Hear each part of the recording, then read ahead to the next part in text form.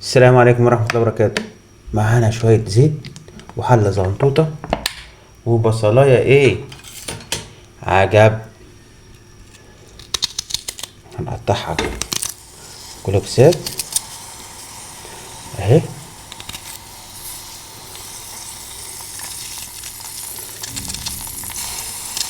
دي فطارنا النهاردة يا شباب، مش عاوز اكتر من كده. ونديها تشويحة.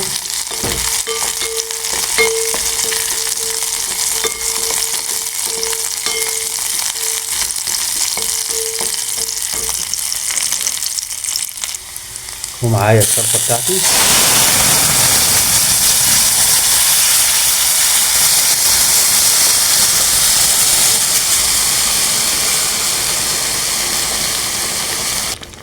وانزل بمكعب مرق الدجاج واقلب.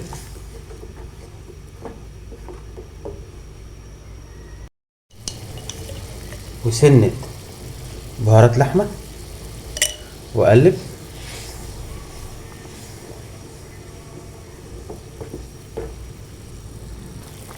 ومعلقة بابريكا عشان تحمر.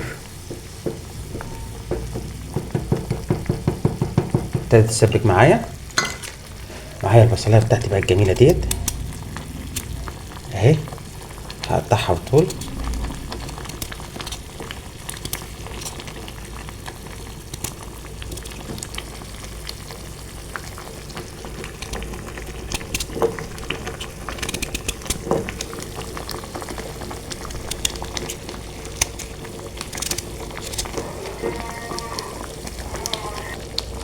وانزل بمعلقه ملح صغنطوطه يا دوبك على قدي في فطار رمضان. ونص معلقه فلفل اسمر واقلب.